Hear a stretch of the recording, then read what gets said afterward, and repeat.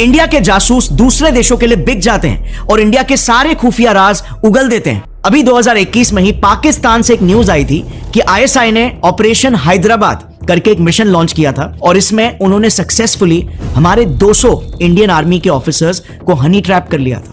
200 Indian army officers को। And believe it और not, Pakistan का ये मॉडल काम भी कर रहा है।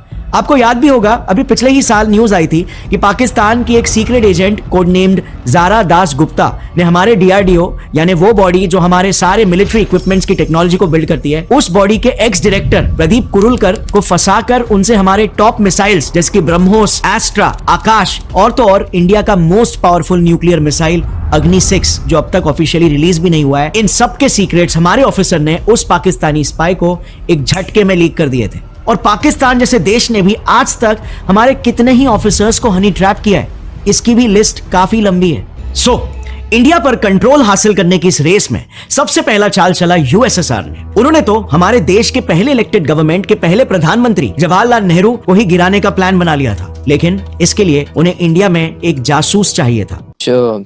ये आप ऑपरेटिव से मिले, कुछ कोई ऐसी कोई स्टोरी बताइए हो किसी ऑपरेटिव, कोई आईएसआई ऑपरेटिव से मिले कभी?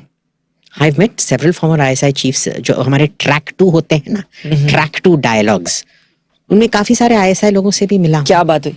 देखिए, पाकिस्तानियों के साथ ठीक से बात नहीं हो सकता है क्योंकि जैसे फॉर्मर इजरायली ऑपरेटिव्स और इवन करंट इजरायली ऑपरेटिव्स और European operatives, you can actually sit and have a conversation with, आपने क्यों ऐसे किया? वो बोलेंगे देखिए हमारा असेसमेंट ये था, वो था और हमने ये किया। कोई कॉन्वर्सेशन चेक कर सकते हो, ज्यादा कॉन्टेक्स्ट समझ आएगा उसका। It's all dirty intelligence. Of course. All intelligence is dirty. वैसे एक पाकिस्तानी थे, नो नेम्स, जो जब झूठ बोलना था वो बोलते थे, अभिजीत देखो मैं तुमको जवाब दूंगा वो झूठ होगा, तुमको क्या झूठ सुनना है? तो भाई फिर तुम मेरे से सवाल ही मत पूछ। That man taught me more about the Indian Air Force than I ever got to know from anybody else. Oh, really? Yeah. Pakistani operative Indian air force के बारे में इंडियन एनालिस्ट को बता सकता है, जियोपॉलिटिकल एनालिस्ट है बहुत बड़ा, अभिजीत अय्यर नाम है इसका। इससे पाकिस्तानी ऑपरेटिव इंडियन एयरफोर्स का वो नॉलेज दे रहा है जो इसी के मुताबिक इसने 20 साल में भी इकट्ठा नहीं किया। आगे चलकर मैं इस वीडियो की वजूहात आपको बताता हूँ और कुछ मजीद ऐसी चौंका देने वाली वीडियोस आपके सामने इसी वीडियो में लेकर आऊंगा, जिससे आपको पता लग जाएगा कि ये धुरंधर मूवी क्या है। That was a scary part. Actually, Yeah. so he knew more than the records? He knew more about the Indian Air Force than I would have been able to collect in 20 years. 20 years. 20 years। अब भारत में एक movie release होती है recently, आज से कुछ 4-5 दिन पहले, धुरंधर नामी।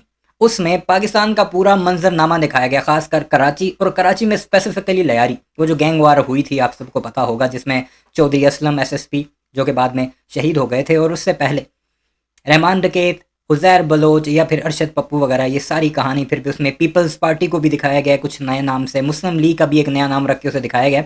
यानी ये बताया गया है कि पाकिस्तान में पॉलिटिकल और अंडरवर्ल्ड में क्या ताल्लुक है और उसमें आईएसआई का क्या रोल है और वो भारत में दहशतगर्दी किस तरह करता है। और फिर उसी के अंदर अपनी रॉ का एक एजेंट घुसाया गया है, जिसके बारे में ये कहा गया, और वीडियो बनाने की वजह भी यही है कि ये कहा गया कि ये सच्चे वाकयात पर मबनी है, evidence based. Captain Mohit Chauhan, जिसको फिल्म में कोई दूसरा नाम दिया गया, बीच में अजीत दोवल भी दिखाया गया, भारतीयों का देसी जेम्स बॉन्ड 007 वो भी दिखाया गया। यानी पूरा एक प्रोपेगेंडा मुहिम पाकिस्तान के खिलाफ चलाई गई है और उसमें भारतीय जनता पार्टी को उठाने की कोशिश की गई है, यानी उसकी चापलूसियां करने की कोशिश की गई है। वाकयात बताए गए हैं कांग्रेस के दौर के, और उसी दौर में अजीत दोवल या फिर भारत की रॉ के एजेंट्स ये कहते दिखाई दे रहे हैं कि एक वक्त आएगा, हमारी अपनी हुकूमत आएगी तो फिर हम पाकिस्तान से बदले लेंगे वगैरह वगैरह, फिर हमारी मर्जी चला करेगी। यानी कांग्रेस के दौर में उनकी मर्जी नहीं चलती थी। ये सारे का सारा एक गेम खेला गया, लेकिन असल में खुफिया एजेंसी कैसे काम करती है, पाकिस्तान की आईएसआई ने कैसे भारत के अंदर जाकर नकब लगाए हैं, कई बार इवन के नरेंद्र मोदी के ऑफिस की भी वीडियोस निकाली गई हैं। एक ऐसी मूवमेंट का बताया गया था जो कि नरेंद्र मोदी के ऑफिस में सिर्फ 3 बंदों के दरमियान डिस्कस हुई थी। फौज ने पूरा मूव करना था, लेकिन उससे पहले ही पाकिस्तान में खबर पहुंच गई थी और भारतीय सर पकड़ कर बैठे रहे कि ये खबर तो हम 3 लोगों के, टॉप 3 लोगों के दरमियान थी, वो पाकिस्तान कैसे पहुंची मूवमेंट से पहले। तो कुछ वीडियोस ये देखिए, आपको अंदाजा हो जाएगा कि असल में ऑपरेटिव्स कैसे काम करते हैं और भारत के बॉलीवुड में क्या कुछ बताया जाता है, क्या कुछ दिखाया जाता है। आपने तो कई ऐसे जहाज़ों की वीडियोस भी देखी होंगी कि जहाज़ों को उल्टा करके वो नेगेटिव जी मैनूवर करके उसका जो सिरा होता है वो ज़मीन के साथ रगड़ते दिखाई देते हैं, जबकि असल में क्या कुछ हुआ वो तो दुबई एयर शो में आपने देख लिया था। तो देखते हैं और एंजॉय करते हैं, और असल में आईएसआई क्या है वो हम भारतीयों की जुबानी सुनते हैं। Yeah. And why is that so? He was clearly very good at his job. Because when I asked around about him with the other people, they all said he is an exception to the rule. He's not your typical Pakistani operative. तो देखिए, आप गाली गलौज तो बहुत कर सकते हैं, लेकिन ये आपको रेस्पेक्ट देनी पड़ेगी कि इन्होंने जब दुनिया सो रही थी तो ISI overtime they were running the extra mile, और इसीलिए आज आईएसआई मानी जाती है। अमेरिका के 15 साल रिसर्च करके इसको लिखा है, मैं चाहता हूं इसको पढ़े। इसमें कोई इल्जाम नहीं है, लेकिन पाकिस्तान की प्रोफेशनल कॉम्पिटेंस तो कि आज आईएसआई को तब भी देखा है जब आईएसआई 40 साल पहले क्या थी, और आज आईएसआई क्या है कि सीआईए, केजीबी, MI5 सब लोहा मानते हैं आईएसआई का। जो प्रॉक्सी वॉर जो है ये इंडियन जनरल्स की मैं आपको वीडियोस दिखा रहा हूँ जो खुद आईएसआई की तारीफ कर रहे हैं।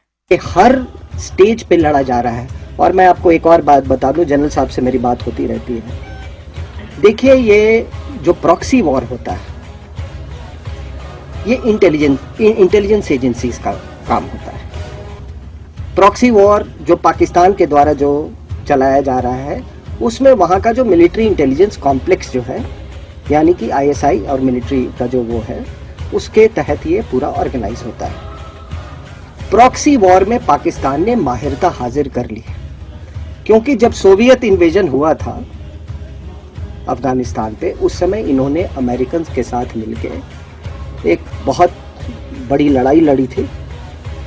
और उस समय से आप देखेंगे कि ये इनकी जो एक्सपर्टीज़ है प्रॉक्सी वॉर में, ये बड़े अच्छे तरीके से जानते हैं कि इसको पॉलिटिकली कैसे मैनेज करना है, इसको डिप्लोमेटिकली कैसे मैनेज करना है। और इनको ये भी मालूम है कि जो अमेरिकन्स हैं इनको कैसे बेवकूफ़ बनाना है। वो हमारी और आपकी तरह सेड्यूस नहीं होते हैं, वो भी अपने बच्चों को भेजते हैं अमेरिका, लेकिन वो उनको ये भी मालूम है कि बेवकूफ़ कैसे बनाया जाता है। तो उस प्रॉक्सी वॉर में वो बड़े वो महारता वो ये जवाब भी है, भारतीय जर्नल का जवाब भी है अजीत डोवल के लिए, जो पाकिस्तान के अगेंस्ट ये जो BLA, शेले, TTP वाले मामला शुरू कर रहा है ना। पाकिस्तान ने अगर तुम्हारी तरफ दोबारा देखा तो फिर तुम्हें पता है तुम्हारे साथ क्या क्या कुछ होगा। ब्लीड इंडिया बाय 1000 कट्स, याद है ना, ये दोबारा शुरू ना हो जाए कहीं। हासिल कर चुके हैं। पाकिस्तान के आईएसआई ने भारत के ब्रह्मोस एरोस्पेस को टारगेट किया था। आपको बता दें, ना ये कोई हनी ट्रैप था, एक टिपिकल हनी ट्रैप, ना ही कोई मनी ट्रैप था, लेकिन इसके बावजूद भी तो कैसे एक NIT गोल्ड मेडलिस्ट लड़का जिसे DRDO ने यंगेस्ट साइंटिस्ट का अवार्ड दिया था, वो निशांत अग्रवाल कैसे आईएसआई के इस ट्रैप में फंसता है, कैसे इसके जाल में फंसता है, ये आज आपको बताने वाले हैं। लिंक्डइन के जरिए कैसे आईएसआई ने इसे ट्रैप किया, ये भी आज आपको बताएंगे। और ये एक ऐसा केस है दोस्तों जिसमें काफी सारे सवाल खड़े होते हैं कि एक बहुत ही अच्छी पोजीशन पे होने के बावजूद, ब्रह्मोस में सीनियर साइंटिस्ट, सीनियर इंजीनियर होने के बावजूद, कैसे हमारे लोग जो हैं वो ट्रैप किसी चपड़ासी को नहीं करते, किसी अखबार फेंकने वाले को नहीं करते, किसी क्लास 4 को नहीं करते। तुम्हारे टॉप के गोल्ड मेडलिस्ट जो इंजीनियर होते हैं ना, वो ट्रैप होते हैं।